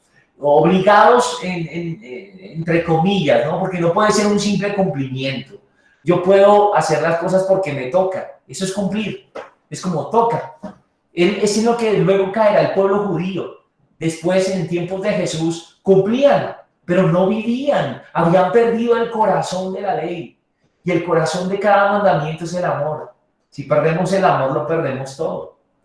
Yo puedo responder por los papás y hacerlo bien y darles lo que no les haga falta nada, pero si lo hago sin amor. Puedo colaborar, puedo hacer 1000 cosas allá en la parroquia, en la iglesia, estar a cargo del grupo y metido en todo lado, pero si no lo hago con amor. Corintios 13. Entonces, esa es la ley para nosotros los cristianos. Por tiempo quisiera hablarles un poquito de la pregunta que hace 8 días era Vivianita que nos la hacía, acerca de la idolatría. Y siento que también había alguien por ahí, no recuerdo el nombre, si era Andrés, que también nos hacía una pregunta similar. La idolatría en el Antiguo Testamento y en los textos que estamos viendo hace referencia a la manera como los pueblos paganos adoraban criaturas. Entonces, por ejemplo, para ellos el sol era una divinidad, como lo hemos hablado en muchas ocasiones aquí. Mientras que para el judío el sol es creación. Yahvé por su palabra crea todas las cosas. Y por lo tanto no hay nadie por encima de Yahvé. Es probable que en un escenario primero, Yahvé, o sea, como que los judíos no rechazaban los otros dioses de los pueblos, sino que consideraban que Yahvé era superior a todos los dioses. Poco a poco, eso fue evolucionando y haciéndose cada vez más radical, hasta llegar al monoteísmo que conocemos. De hecho, el monoteísmo es algo absolutamente singular. Lo más usual eran los pueblos politeístas, no los monoteístas. Y que un pueblo, en medio de esta cultura, de estos pueblos, la mayoría politeístas, tenga ese carácter monoteísta tan fuertemente marcado, es algo que resulta sumamente interesante. La fidelidad, y como les decía en la exposición hoy del Deuteronomio, había un gran riesgo, y era que al juntarnos, el que anda de la miel, algo se le pega. Dime con quién andas y te diré quién eres. Son dichos que nos recuerdan ese fenómeno. Al pueblo estar en contacto con todas estas culturas, por los desplazamientos, etcétera, puede ocurrir allí que se le pegaran esas costumbres por los otros dioses y traicionaran a Yahvé. A eso se refiere un poco la idolatría cuando la habla la Biblia. También se usa la palabra ídolo. Y la palabra ídolo hace referencia a las estatuas, a los otros dioses o también a las estatuas que se construían de otros dioses. Esas estatuas, había la creencia entre los pueblos que si, por ejemplo, le hacíamos una estatua a Zeus aquí y un templo para él, el poder de Zeus se iba a mostrar con más fuerza en este lugar, en su estatua. Y por eso era que tenían ídolos de sus dioses, pequeñas imágenes que le recordaban a ese Dios. La prohibición judía está en hacerse imagen o imitando a esos pueblos de cosas que son creadas y que no son Dios, como lo hacían los otros pueblos. Por ahí va un poco la cuestión de la idolatría como tal. Yo sentía que Andrés nos preguntaba un poco en torno a las imágenes y a lo que podemos, porque hemos sido muy atacados a la luz de estos versículos frente a las imágenes que tenemos en casa, por ejemplo. Muchos tienen de pronto una imagen de la Virgen María, del Sagrado Corazón, y como que los protestantes por ese lado nos dan mucho palo. Entonces yo sentía que por ahí también iba la pregunta, ¿qué podemos hacer para responder a esto? Tenemos que tener claro algo, y es que para el pueblo pagano del contexto de la Biblia, las imágenes o los ídolos de sus dioses tenían poder. y ponían su confianza en ello. Para nosotros los cristianos, una imagen no tiene poder. Una imagen es un yeso, un cuadro, es arte, pero para nosotros es un evocar, un recordar a alguien que sí tiene el poder y que es especial para nosotros. Voy a poner un ejemplo para no hablar tan enredado, pero algunos de ustedes seguramente cargan alguna foto en la billetera, de pronto los más viejitos, porque ya en esta época, bueno, en el celular, deben tener quizás alguna foto, fondo de pantalla, una selfie que se tomaron con alguien. Algunos de los que ya estamos entre viejitos y ya no tan jóvenes, cogemos el álbum de fotos y de pronto tomamos la foto, que es que yo tengo esta foto es de mi mamá cuando tenía no sé qué tantos años y se la tomo y la conservo. Muchos de los mayorcitos tenemos la costumbre de tener portarretratos y los ponemos en casa. Ahí no está la persona que está fotografiada.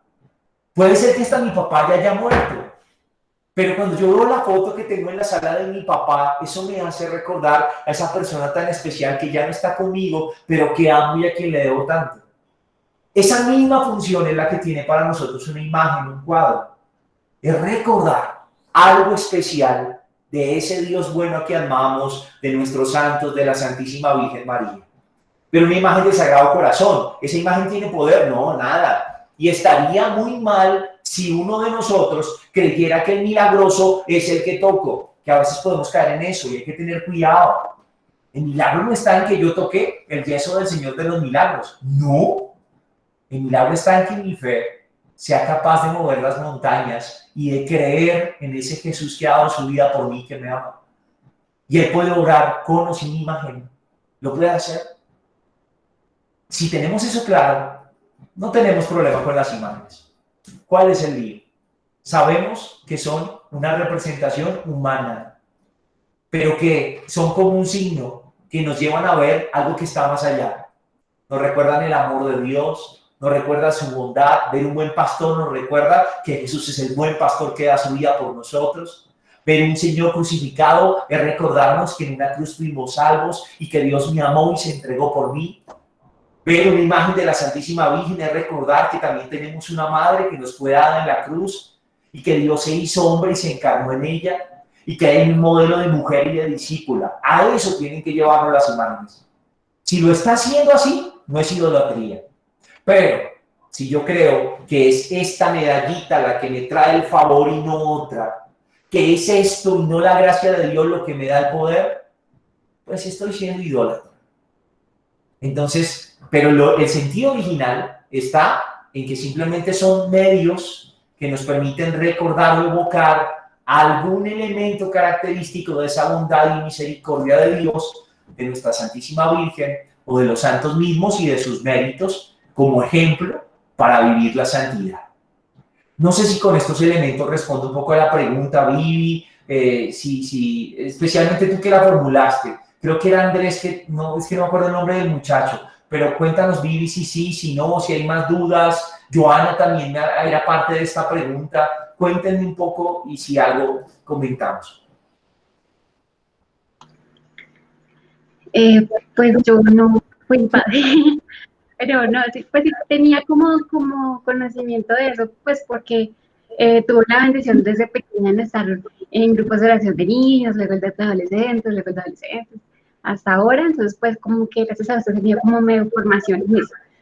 Lo que sí me ha causado curiosidad y aprovecho el micrófono para preguntar es, y lo estaba estudiando, las personas que cargan los sacramentales, esas botellitas que tienen, no recuerdo exactamente qué sustancias y lo hacen, digamos que con esa fe en portarlos todo el tiempo, ¿eso sería también como idolatría?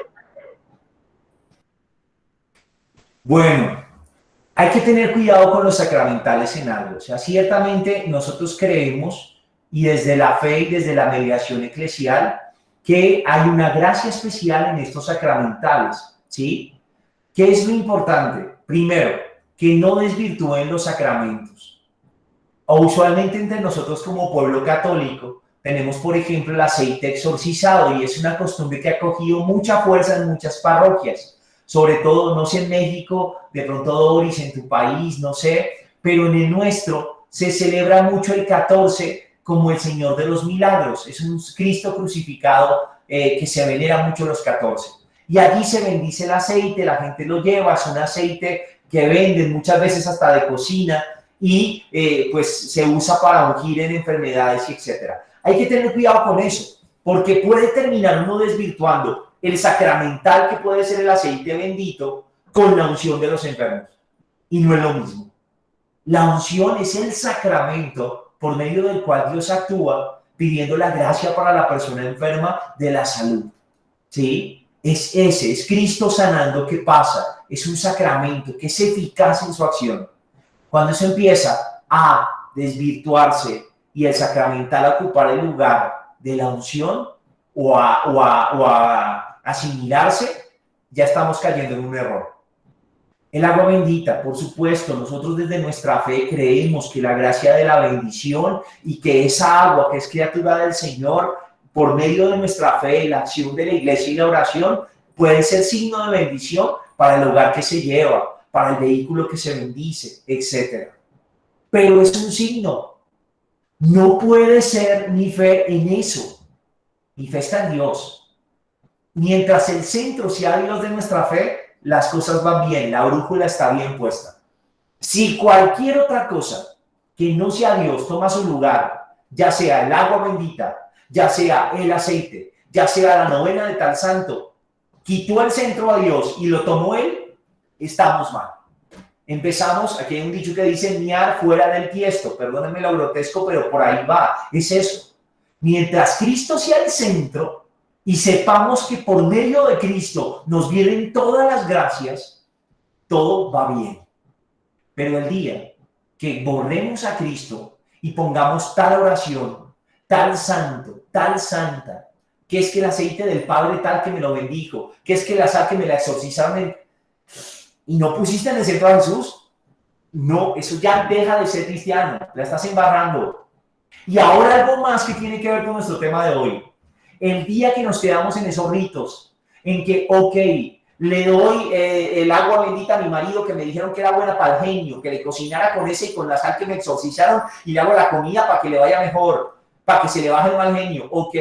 Pero si tú no pones de tu parte, si cada vez que él te habla tú le respondes con 2 piedras en la mano y no vives el amor, si dejas de cumplir la ley que Dios te pide, entonces, ¿qué estás haciendo? Estás buscando magia. Quieres que una vaina ahí que eches te haga el milagro, pero tú no estás cumpliendo la ley de Dios. Tú me estás amando. Y de pronto el milagro va a empezar cuando tú aprendas a amar a ese marido con quien te ha lastimado tanto. De pronto el milagro va a empezar cuando aprendas a amar a ese hijo que está rebelde y con quien poco me comunico y con quien siempre peleamos. Tal vez ahí va a empezar el milagro. Entonces, 2 cosas centrales. Que Cristo no se quite del centro. Toda gracia, por eso dice la Escritura, no hay otro nombre dado para la salvación que Cristo Jesús. No hay otro nombre. Ni Santa Laura Montoya, ni San Juan Pablo II, ni Santa Marta, ni San Pancracio, ninguno. Yo voy a sonarles un poquito duro en eso, pero ¿cómo vamos a comparar a Cristo con alguno de ellos? Son grandes, pero es que Cristo es el Hijo de Dios. No quites de centro a Cristo. Y segundo, así como desde tu fe usas los sacramentales, recuerda que hay que también vivir sus mandamientos, particularmente el del amor. Si haces esas 2 cosas, no hay maldad, está bien. O sea, ten tus devociones, usa tus sacramentales, está bien, pero no desvirtúes las cosas. Yo lo apuntaría por ese lado, Viviana. Vale, pues es que no es como tal, porque los use, sino porque, bueno, vamos a contar rápidamente la historia. Hubo alguien en la parroquia del barrio de mis papás que ponía las manos. Entonces decía, usted tiene el don de no sé qué, usted tiene el don de no sé cuánto. Y conocimos el caso de alguien que tristemente el señor le dijo, usted no tiene ningún don. Y entonces, claro, se afectó mucho porque pues a veces pues se suele poner mucho la confianza en personas y pues le recomendó hacer como el porte de estos sacramentales. Entonces, sí, fíjate por esto la que yo quedé como que amarrada. Pero pues sí, no sé hasta qué punto buscar como la aprobación o la aceptación de alguien más que uno considere ejemplo espiritual, si será como contraproducente, es lo que eso me dice. Es porque el centro no es el Señor y ese es el primer error. Gracias. Muchas gracias a ti, Vivi, y es eso. Jesús no, mira, los ojos fijos en Jesús. Los humanos fallamos, los curas fallamos, las monjas fallan, todos pueden fallar porque todos somos hechos del mismo barro, pero Dios no falla. Tus ojitos fijos en Jesús y habrá buen norte. Dios es el que tiene la última palabra, no los hombres. Vamos a terminar con nuestra oración. Ya luego, si quieren quedarse algunos y compartimos, lo hacemos por la hora que es, para que los que quieran retirarse lo puedan hacer tranquilos. Les voy a dejar una tareita por acá y ya me quedo respondiendo de pronto algunas preguntas que hayan en el chat, que no las he mirado. La tarea va a ser esta, vayámosla adelantando. Les voy a dejar este texto de la segunda carta de Samuel, capítulo 7, versículos 1 al 17. Segunda de Samuel, capítulo 7, versículos 1 al 17. Terminado el tema del Pentateuco, que lo cerraremos en 8 días hablando de esa teología sacerdotal, deuteronomista y tradicional, y hablando un poco de cómo se lee el Pentateuco para un cristiano, entraremos al tema de los profetas. Hablaremos de esos profetas en las diferentes etapas que se conocen y vamos a hacer un recorrido por diversos libros de la Biblia. Como es un curso introductorio, no nos detendremos a profundidad, pero sí hablaremos un poco de cómo se desarrolla este profetismo a la luz de los diferentes textos que siguen de aquí en adelante. Por eso te pido que leas 2 Samuel, capítulo 7, versículos 1 a 17, que lo leas en oración, que puedas hacer tu lección también con ese texto y lo miraremos cuando nos metamos a ese tema del profetismo. Vamos a concluir dándole gracias a Dios por este encuentro, por la oportunidad de reunirnos aquí. Démosles gracias a Dios ahí por nuestros éxodos, porque seguramente hemos pasado por muchos desiertos en la vida y porque en medio de todos ellos Dios nos ha guiado, nos ha sostenido, nos ha acompañado.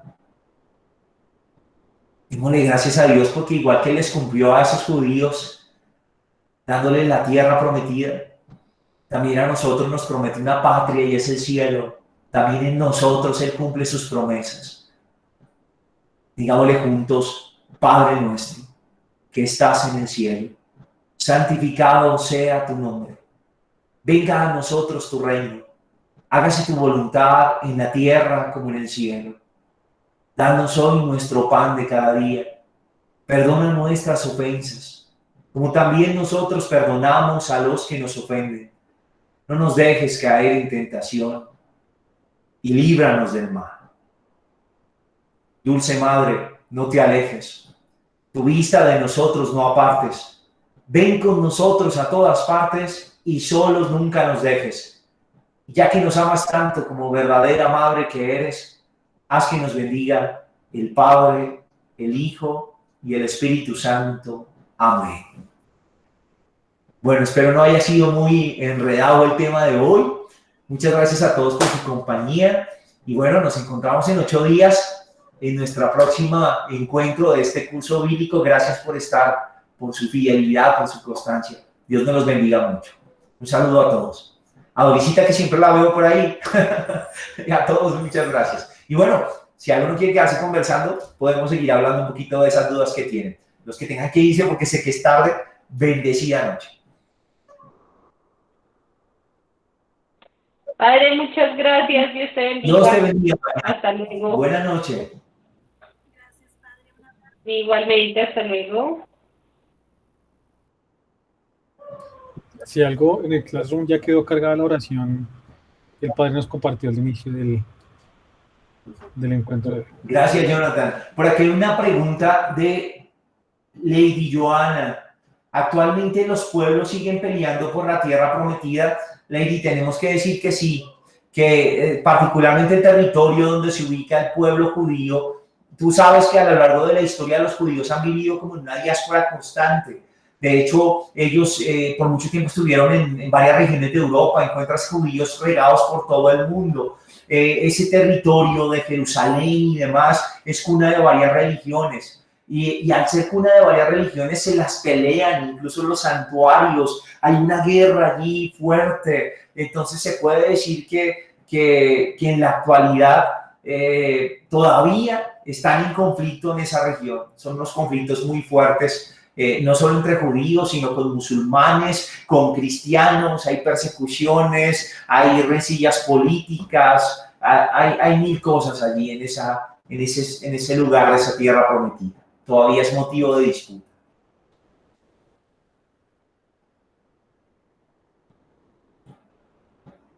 Creo que no había más preguntas, ¿cierto, Jonathan? No, hoy no tuvimos más. No, no, señor.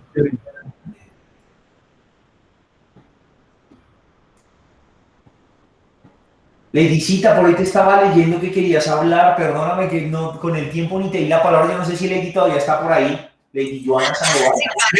Ya que estamos todavía. ¿Qué querías decir, Leidicita? Cuéntanos. No, es que en ese momento también como que estábamos acá conversando, porque si bien, o sea, es que el tema de hoy todo fue muy interesante, desde el principio, desde la lectura hasta lo que estamos conversando ahorita de la idolatría. Y lo que tú decías es muy cierto, o sea, para muchas personas en la misma iglesia ya se nos ha ido inculcando ese tema de que si bien hay imágenes, pues sabemos que Dios no está ahí, pero venimos de cierta forma de unos antecesores. Por ejemplo, nuestros abuelos son muy devotos a las imágenes, pero eso también ha sido algo que se ha inculcado en la misma iglesia. De pronto se había tergiversado un poco ese sentido de que Dios no está ahí, pero para ellos sí. Entonces, en Semanas Santas, por ejemplo, uno ve que todavía algunas personas tienen que acercarse a la imagen, a tocarla, a besarla, o si no, no ven como lo que se está mostrando en el momento y la vivencia. Incluso acá una vez se intentó hacer una Semana Santa sin Cristo crucificado, y la gente se revolucionó por completo porque no había una imagen para vivir el Jueves Santo. Entonces es difícil cuando de cierta forma se ha inculcado también eso un poco, el hecho de tener una imagen presente para vivir un momento. O también hablábamos de hace un tiempo que la gente, cuando bajaron al Señor Caído de Monserrate, se aglomeraron era una cosa... Se aglomeraron ahí en el León 13 porque ven de pronto que esa imagen hace un milagro como tal, y lo reflejan en la imagen, no en Cristo. Aquí yo quiero invitarlos también a algo, y es, tenemos que tener cuidado, o sea, ciertamente tenemos que tener claro todo esto que estamos hablando y que ustedes mismos están resaltando, de que Dios es el centro y el que hace los milagros no es la imagen, sino es Dios, y que toda gracia nos viene por Cristo. Pero también hay que decir algo que ha resaltado mucho los documentos del magisterio de la Iglesia, y es el término religiosidad popular.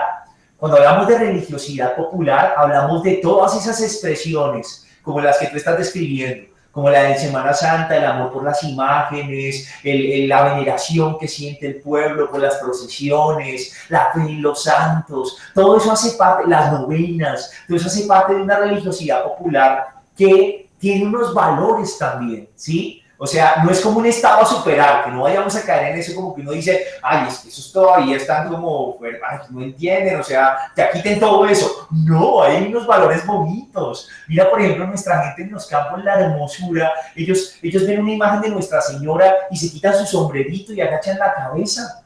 Y de verdad con una reverencia y un amor, y ese amor que está a la base de esa fe, es hermoso. Es una semilla del verbo y es un tesoro en la iglesia.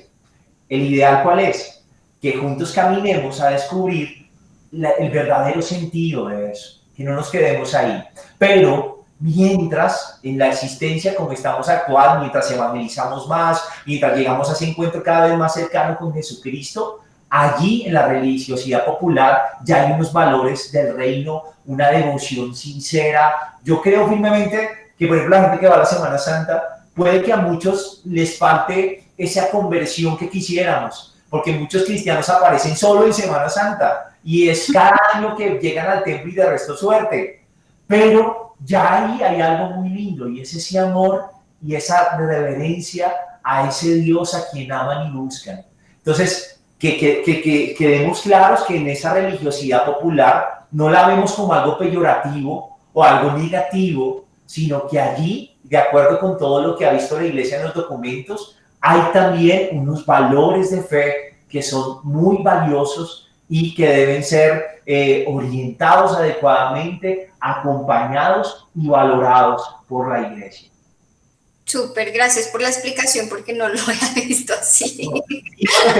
Porque claro, no puede pensar de inmediato como ya no hagan nada de eso, pero mira que es desde donde estamos parados. Tú y yo, por ejemplo, Lady, estamos hablando aquí en este grupito porque estamos conociendo más. Pero ¿cuántas de esas personas no han tenido la posibilidad de ser evangelizados, de acercarse más a la palabra? Y desde lo que tienen, desde su momento, expresan su fe, que es tan valiosa como la tuya y la mía, que quizás hemos podido conocer otro poco más y avanzar. Entonces, no, es súper, es chévere. Gracias, muchas gracias. No, a ti muchas gracias por ponernos este tema.